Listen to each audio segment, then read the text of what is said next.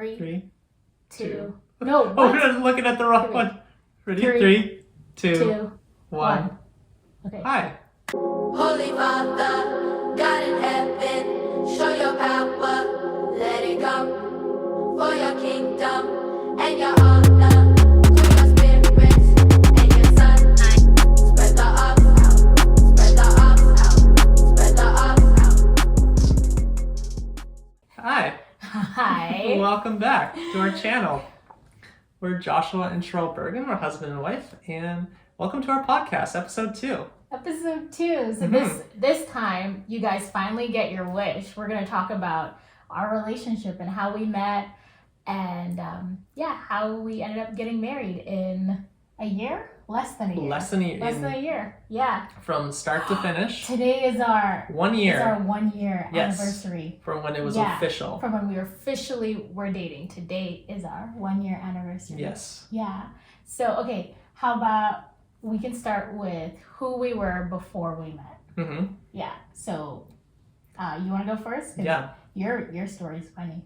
My story's funny? Because you were a ladies' man. That's what everybody told me.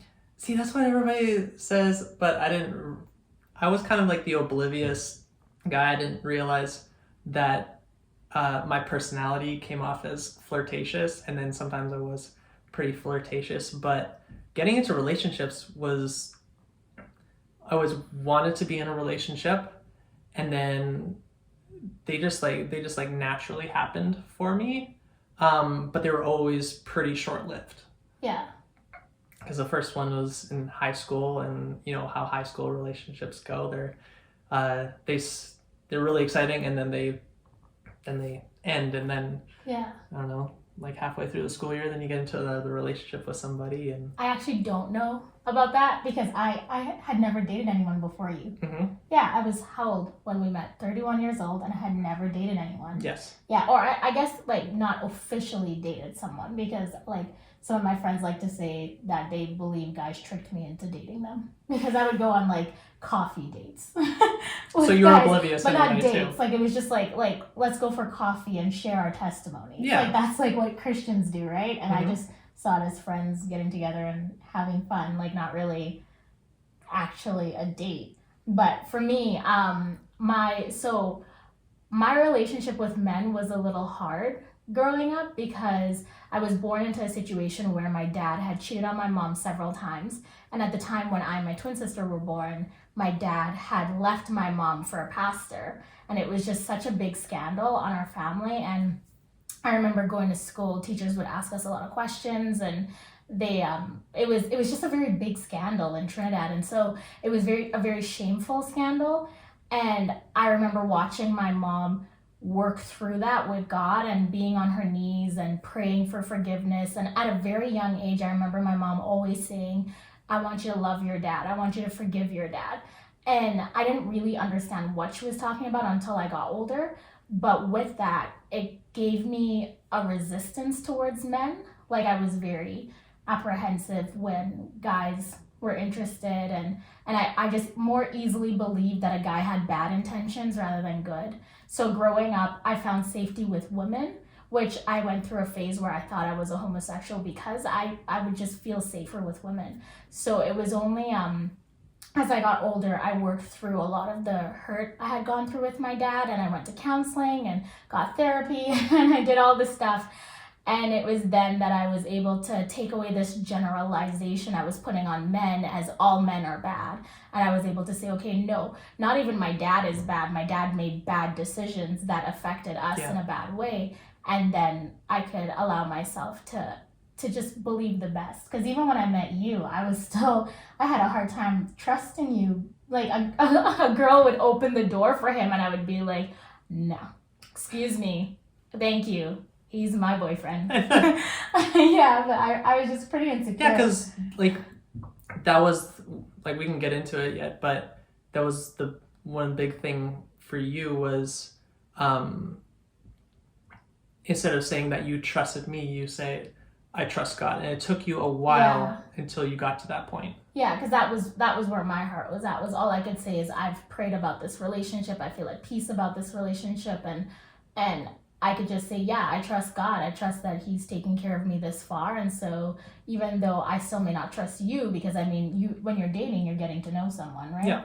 And so all I could say was, okay, I'm trusting that God is gonna protect me and take care of me, and that He's not gonna put me in a situation that even if in the end you did hurt me, that He would work it all together for good, like the Bible says. Yeah. Yeah. So okay, so that's who we were before we met. Okay. Now, so how did we meet? Do you want to tell your... Well, I can tell my story. So up until I came to the church that we met at, I had been single for 10 years. Mm-hmm. And you were in a relationship when you got into your accident. Yes. Yeah, I had been in a relationship for a couple months before my accident, and then just because of my situation, I was in rehab for a couple months before we broke it off, and she was in a different part of the world. So life just looked different, and I was only 21 years old when that happened. So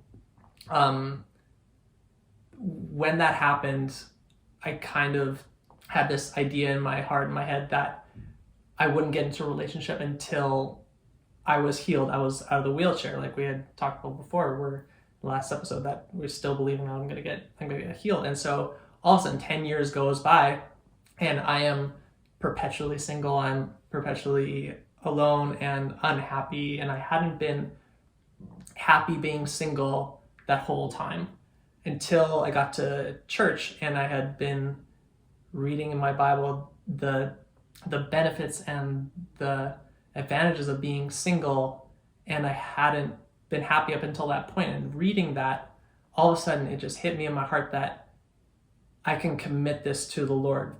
I can commit to being single. And then all of a sudden I meet you.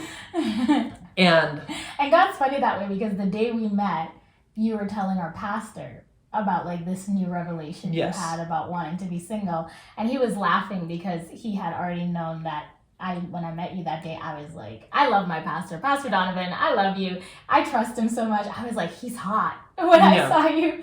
Yeah. But anyways, even before that, we had a couple conversations, and I still had in my heart that I'm single. I'm fine. But of course, when there's a pretty girl in front of you, she's wearing a nice skirt, her butt looks good. Hell of an ass. Sorry, but that's exactly what I thought. I remember the exact thing that she was wearing at church, and I was like, okay, I noticed, but I still committed my heart that I was single. And you were just so bubbly, and I would ask you these questions about your work, about you being in film, and it was just really interesting because your life was really interesting. And I just took an interest to you, and the first thing that I had said to you was that I liked your hair. Yeah. So that was a big insecurity. Yeah, for and you. because I have alopecia, I have a hair loss disease. Yes. So like the way to my heart is just I feel like the way to any black woman's heart is if a guy compliments her hair, because our hair is like such a big deal to us. So men out there, I'm looking at you. If you see a girl, and regardless if you're interested or not, and you see something that's unique, maybe it's an insecurity that she has, and you compliment her, you'll be in her good graces. Yeah. So that's something that she remembers like to this day. And yeah, it was a big deal to me. Yeah. And I mean, look at your hair. Like I was like, what else do people like? Oh, come on. If your hair looks that awesome, like, and you're complimenting my hair, that's pretty amazing. Link in bio for a haircut. No, I'm just kidding. Yeah, so I had commented on like outfits that you were wearing. You were wearing this blazer one time. I thought your outfit was really cool. And then there was the day that we went for pizza with everybody, and you're getting the order mixed up. Am I? Yeah. Okay. Yeah, there was a day wait, am I gonna share how I remember it? Yeah. Okay, so I remember at that point I had just started coming to this church through a friend, and I had been there longer than you had, and that was I actually think that was your first Sunday that I had met you, and Probably, but I had already been talking to our pastor about dating and relationships and just some fears I had overcome with therapy and how I was open to it. But even in being open to it, I was still wanting to like, because we have such good men in our church, like we have such good godly We do. men in You guys our are church. awesome. Yeah, and so it made it hard for me because I was like, okay, these guys are expressing interest, yes, but for me, and this is no dig at them, but I was just like, I'm not attracted to any of these guys. Like, they're all amazing, but I just wasn't attracted. Sorry, guys. And so I was talking to our pastor about that, and I was like, is this shallow of me or vain of me that, like, I don't feel attracted? And he was like, no, I actually think it is something special when you can find someone that you're attracted to. So so then we just decided, okay, let's just continue to pray and see what God does. And then all of a sudden I saw you in the hallway. Roll in. And you rolled in on your wheelchair, and you came up to me and said hi. And it was just this moment where I looked at you and I was like, holy smokes, this guy is so hot. And then our pastor, Donovan, came over and was just like, hey, Sherelle, this is my friend. And I kind of just whispered to him, he is so hot. And yeah, and I was just like in awe. And I think what also, okay, but it wasn't just like the fact that you're extremely sexy and attractive, but like also I would watch you like while you would be worshiping and seeing you roll into church in your wheelchair, and I would just think to myself, this is someone who has been disappointed by God, who has every reason to be mad at God, who has every reason to not have a relationship with God, to blame God, but yet you would roll into church and I would see you you can't raise your hands when you worship, but I would see you bow on your chair, like just lean forward and just worship God and just, yeah, I don't know, that for me was what I was looking for, but I didn't know that I would find it in someone in a wheelchair. But my twin sister and I, we were obsessed with this TV show called Dark Angel, and the show is about this girl who falls in love with a guy in a wheelchair.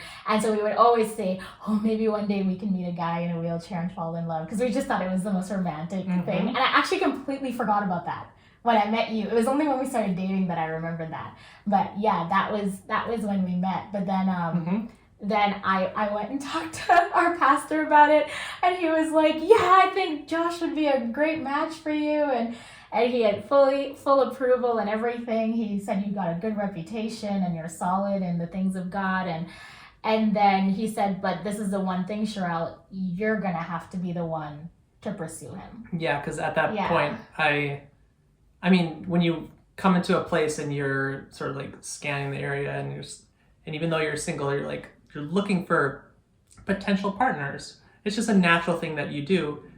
But because of being single for 10 years, you have these lies that you believe, where you just think that no one would, pick up the cross and enter into a relationship with me. But yeah, but I had worked in an organization with people with special needs, and it was like extreme cases. So looking at you and your independence, like, because I would watch you roll into the bathroom, I would see you come on your own, like you didn't have a staff member with you supporting you. So I knew like you had a sense of independence, and I had already worked with such extreme cases that I just knew, okay, whatever you had, I could handle it. Yeah. Yeah. So yeah, but then ish hit the fan, because you were mean to me, just a little bit, but basically okay, so I can tell it. So I can at least share the fact that, like, okay, my pastor he had a talk with me, a little bit of a stern talk, because he said you can't go into this with a bit of a fairy tale mindset of, oh, he's gonna pursue me, because he was like, at the time I was working as a model and as an actress, and so he just said, you have this kind of glorified career that people are intimidated by. So he said, you're actually gonna have to pursue Josh. And so that was my first ever time stepping into a relationship. So it was like having to navigate, what does it mean to flirt? Like, I never understood that, what it means to flirt, like, or even just express interest. And I remember Donovan, he was like, just sit with him. Like don't just go and sit with him and say hi and ask him how his day is going. And so just how two people have a conversation. But it was scary. So I took a bit of a safer route in that we had this WhatsApp group chat from our church, and I knew he was on there, And so I went on there and I found his number and I texted you just saying hi. And then I just encouraged you. You know, I said I don't know, I said something like I've noticed that you're very faithful in your relationship with God, and I don't know, whatever. And then you would say, oh, people are going to this. Yeah. Are you going to this? Because that was what, and you have to remember, Donovan our pastor was counseling me, was coaching me on how to pursue him. So he was like,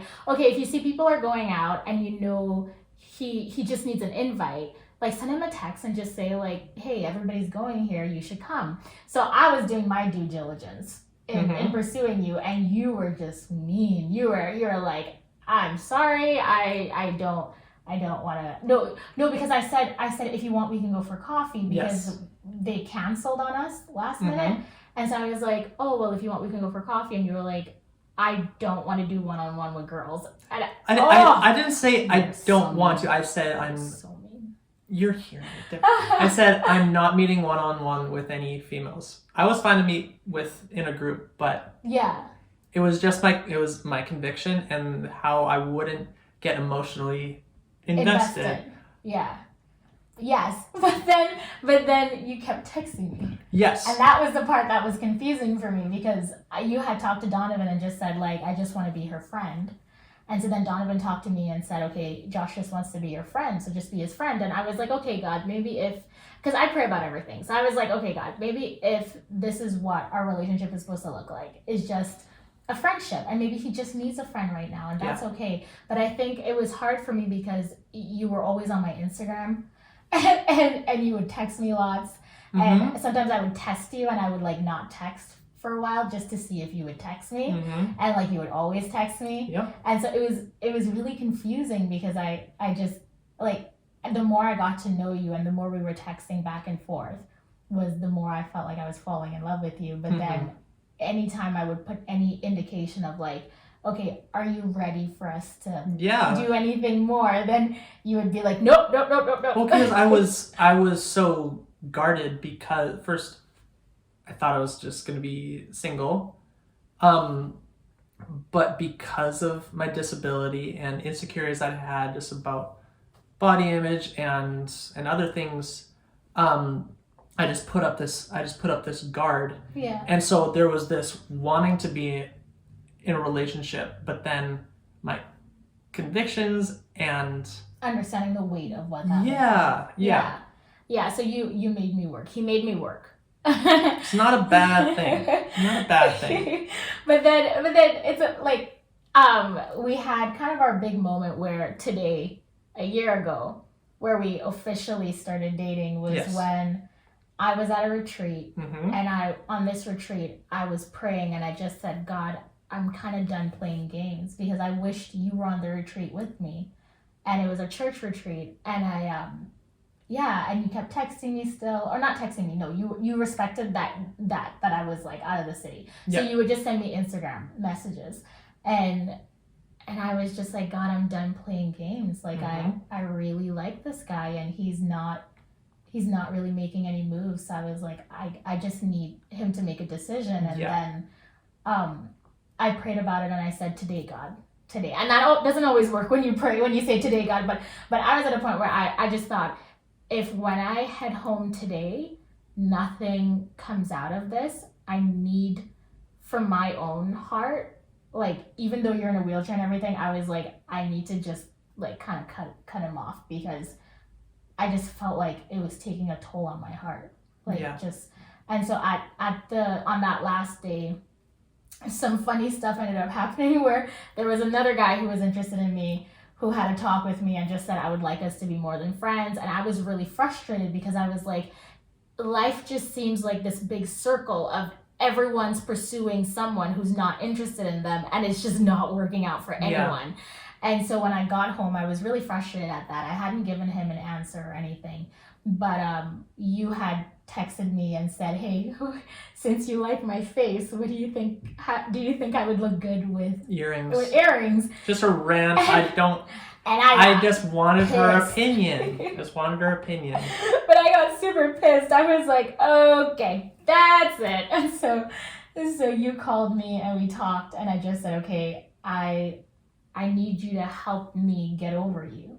Yeah. Because I was like, you keep taking me back into this place where I'm thinking of you romantically, and I need to stop doing that. So like the late night text messages and because we and a lot of up until that point we had 4 or 6 hour long conversations on talking about people that you were dealing with, things that I was dealing with, and and I got to see your heart towards Jesus, and I got to see just how you live your life despite the amount of limitations you have, and especially the wisdom you had when we would talk about things I was going through with the industry and trying to navigate that as a Christian, and you would give me such strong biblical truths, and you would pray with me. And so all those things were things I was looking for in a husband, and I was seeing that in you, but then still having to try and figure out how to set this boundary of, but we're just friends. Right. So that day I was like, okay, that's it. We need to talk. Yeah. I can't do this anymore. Then you had texted me and you had said, I just need you to tell me that you don't want to be with me and that you don't actually like me. And I texted you back. I said, I have never said that. And that's when we had this conversation that went till about 4 a.m. And this was all of a sudden just my realization through our conversation that whenever I saw Sherelle and the idea of marriage or who I wanted to be with, you were the only one. I think I had this like image in my mind that like you were the one that was walking down the aisle, and I was in tears. Yeah. First girl that's ever made me cry, but like in a good way. Multiple times I've cried just because I'm just like thankful for you, and how much you care for me despite the things that we go through. And so we had this long conversation, and I realized that previously God and me had a conversation. I asked him what was the point of my whole being single and giving up being single, and I specifically heard him say that now that you've given it up, I can actually do something with it. Mm-hmm.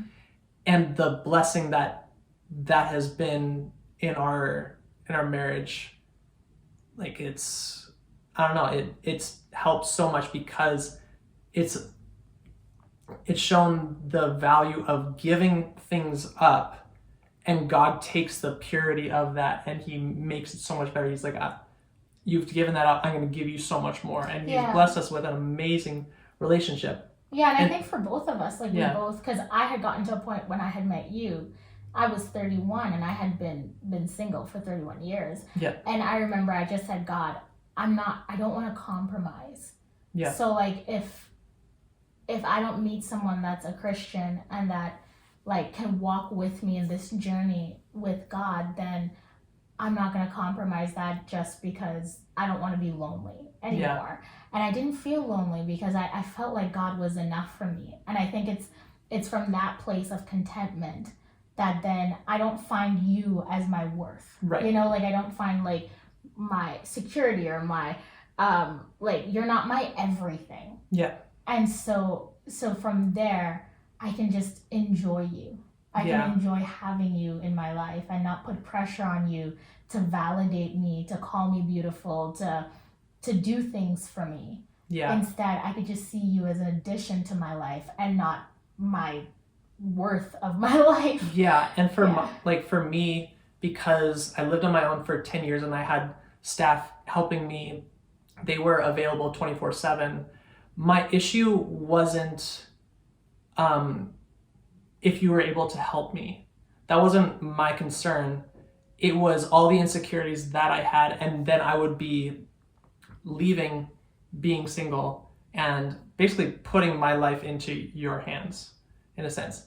And the further that a relationship grew, from when we were dating till when we got married, and even now, my dependence on God has just grown even more. So it wasn't the relationship that made everything better, but it's the relationship made everything more holy.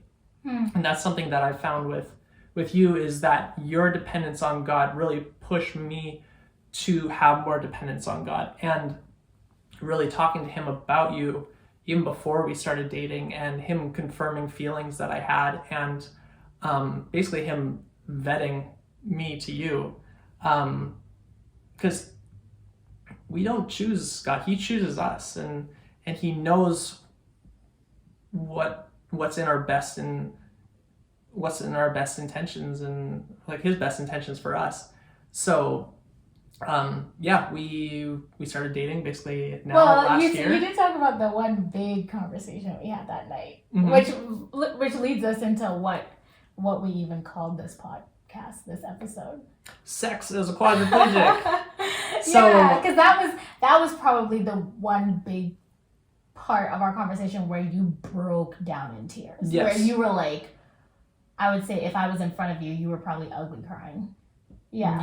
Yeah, I was a mess. Yeah. Because before my accident, I was fit, I was strong, I was going to the skate park all the time, and then atrophy kicks in when you have an accident. And what is atrophy? Atrophy is you lose muscle mass because you don't use your legs, or you don't use your arms, and so I went from about 155, 160 pounds to 120 in about a month.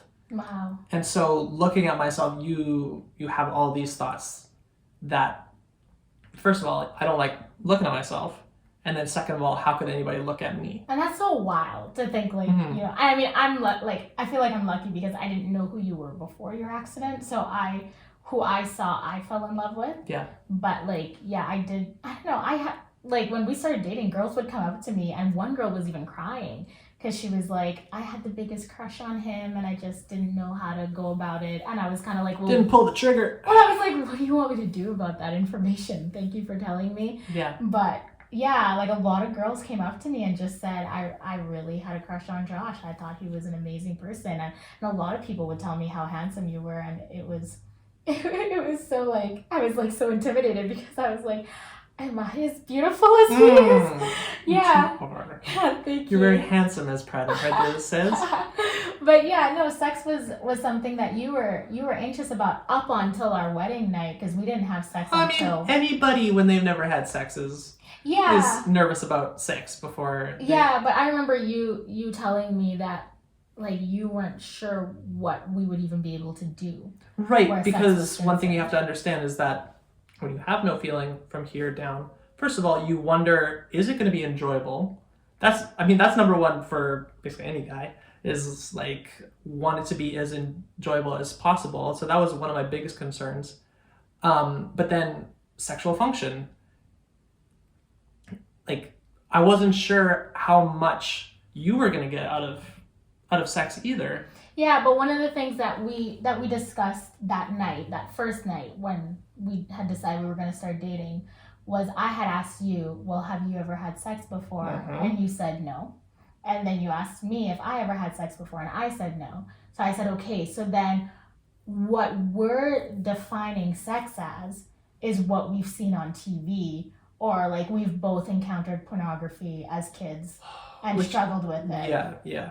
You know, and which just like ruins your perception. Yeah, and that for us what did sex is, ruin, how sex should be. How sex should be, because then it looks like this. And I mean, for me, like sex seemed like something terrifying because when you watch TV, it's aggressive, and the girl always ends up being the one being thrown around, and so I was like, oh, I don't like that. And actually, a lot of my friends have said that like, especially if they've had sexual abuse in the past, that's a conversation that they have to have with their husbands is, I need to make the shots when we're having sex. I need to be the one that decides what we're doing and when we're doing it, because it can feel unsafe.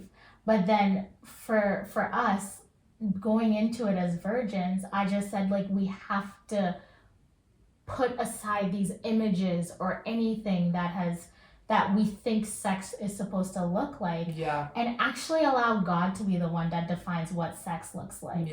And we had to call it something holy and pure and intimate and private and unique to us, and not let the world's definition or expectations be put on us. Yeah. So even up to today, we don't watch sex on TV. If we're watching a movie and a sex scene comes fast up, forward. well, we fast forward, and even to the point where we have shut it off before. Well, there's even TV Yeah. shows that we're just like, yeah, we can't watch this anymore just because it's so Because crude and Yeah, because even I remember a couple weeks into being married, and we were watching a movie, and it was like all of a second, the sex scene came up, and we skipped it. But then I remember just that 1 second of that scene was just playing in my mind, and yeah, and of course that creates comparison. I'm beginning to think thoughts of, if Josh was fully able, what would our sex life look like? Which I was like, I should not be thinking these things. Like those aren't thoughts I should be entertaining. Our sex life is personal, private, and intimate, and unique just for us.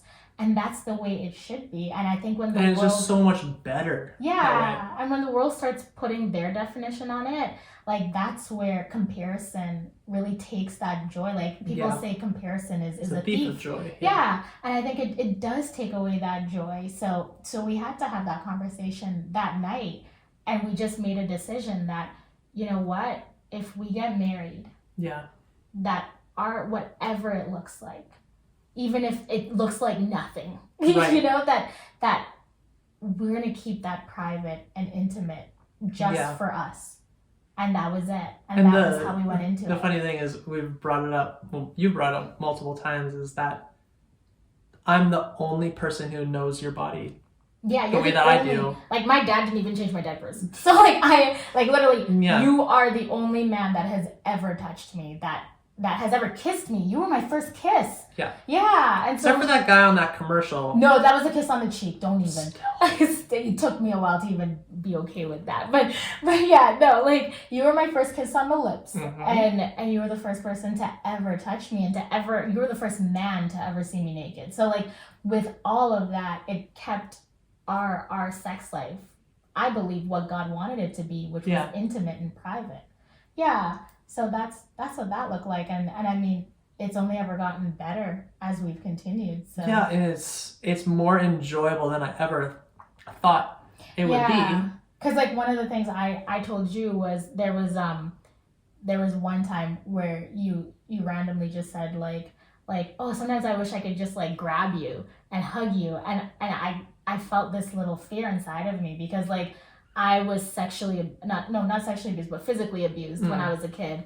I went to a school where it was basically like residential schools where we had a lot of physical abuse from teachers. And so having anybody even grab my arm in an aggressive way or pull me in without asking permission, that's a scary thing for me. So I was thinking like that's such a blessing from God. In a weird way, it's a blessing, the fact that you have to be gentle with me. You know, and you told me like I don't have a choice. Yeah.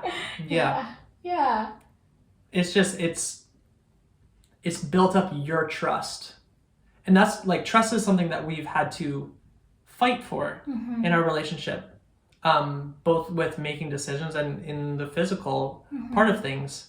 And so, like I mentioned before, you saying when I would ask you, do you trust me, and you would always say that you trust God, and then to hear you say that you trust me. Yeah, like I that trust was you so much now. Yeah. Yeah, it took time. Yeah. And so that goes into the decisions that we make in our physical relationship, is that it's something that we look forward to, and we can trust that we're not going to hurt each other. Yeah, and it's enjoyable, so, right? Which is what it was meant to be, and it's not comparable to anybody else. Yeah. Anybody else's. It's unique to us. So, I mean, I hope that's an encouragement. We're at the end of our time, but I hope that's an encouragement to anyone who may be in a situation where you're quadriplegic or paraplegic, you're not sure. Or even if you don't have a disability. Yeah.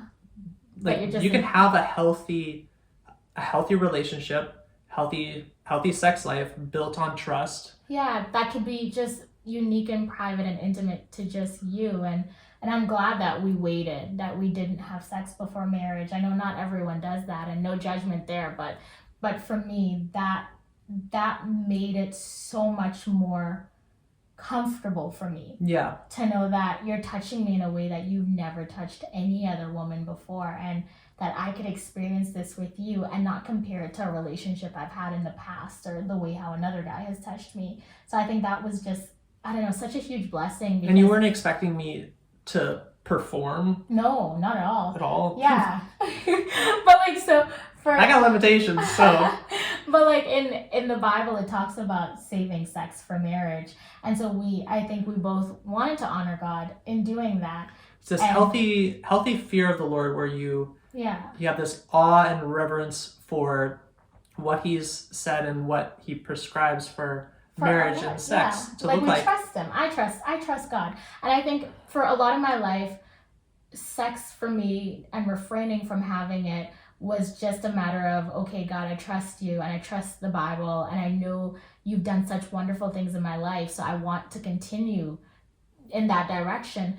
But then once we got married and once we started having sex, like that for me was all of a sudden this revelation of, oh, there's this whole other picture of the fact that sex was not meant to be something that I'm comparing to other people, or I'm trying to perform in a way that I've seen somebody else do it. Like it was meant to be something private and intimate, and in that you find joy like you've never experienced before. Orgasms are amazing. So with all of that, but that's, I don't know, I think that's all we have to say on that one. But we talked about how in the next episode we're going to do hardships in marriage. And, yes, because some of you have been asking, how did we do it? Like, how do you go through challenges and day-to-day challenges? Yeah, and some even, people don't. With work, like having to step back from film and modeling and what that looks like. And so we're going to talk more about the hardships that we've experienced, some of the tough days, and it's going to be fun. Yes. So thanks for tuning in. Yeah, thanks. We'll talk to you guys later. Bye. Bye.